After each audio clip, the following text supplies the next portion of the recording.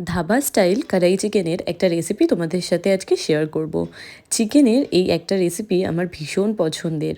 তো চলো, কড়াই চিকেন বানানোর জন্য আমি এখানে 500 গ্রাম চিকেন নিয়েছি। আর কড়াই চিকেনের মশলাটা তৈরি করার জন্য 1 চামচ জিরে, 1 চামচ মৌরি, 1 চামচ ধনে, গোটা গরম মশলা আর কিছুটা শুকনো লঙ্কা দিয়ে খুব ভালো করে নাড়িয়ে দিয়ে দেবো অল্প একটু কাসুরি মেথি। মশলাটাকে ঠান্ডা করে গুঁড়ো করে নেব। আর অন্যদিকে তেলের মধ্যে আমি চিকেনগুলো দিয়ে হালকা করে চিকেনটা ভেজে তারপর তুলে রাখবো।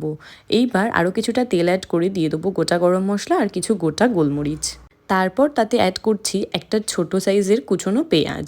পেঁয়াজটা ভাজা ভাজা হয়ে গেলে এবার আমি দিয়ে দেবো 3 চামচ মতন পেঁয়াজ বাটা আর 2 চামচ মতন আদা রসুন কাঁচা লঙ্কা একসাথে বেটে রেখেছিলাম সেটা।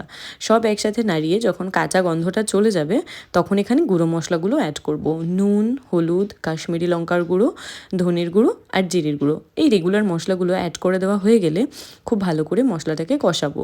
মশলাটা কষাতে কষাতে তেল ছেড়ে এলে এবার দিয়ে দেবো টমেটো পিউরি। টমেটো পিউরি দিয়ে আরও একবার কষাবো। টমেটোর কাঁচা গন্ধ চলে যাওয়ার পর সেই ভেজে রাখা চিকেনগুলোকে অ্যাড করে দিয়ে খুব ভালো করে মশলার সাথে চিকেনটাকে কষাতে থাকবো। আর তারপর একটু টক দই ফেটিয়ে আমি দিয়ে দিলাম আর দিয়ে দিচ্ছি সেই কড়াই চিকেনের মশলাটা 1.5 চামচ মতন দিয়ে আবারও কষাতে থাকবো। কষাবো ততক্ষণ যতক্ষণ না তেল ছাড়ে। তেল ছাড়লে অল্প অল্প জল অ্যাড করে ভালো করে কষিয়ে নিতে হবে চিকেনটাকে। তাতেই না চিকেনটা সেদ্ধ হয়ে যাবে। আর অন্যদিকে 1 চামচ ঘি দিয়ে আমি ক্যাপসিকাম, টমেটো, পেঁয়াজকে হালকা করে ভেজে নিচ্ছি। এইবার সেই চিকেনের গ্রেভিটার মধ্যে ক্যাপসিকাম, পেঁয়াজ, টমেটোটা অ্যাড করে দিয়ে ভালো করে নাড়িয়ে নেব। তাহলেই রেডি আমাদের ধাবা স্টাইল কড়াই চিকেন। একদমই ইজি রেসিপি, অবশ্যই বাড়িতে বানিও আর জানিও কেমন লাগলো। আবার আসবো অন্য কোনো রেসিপি নিয়ে। বাই।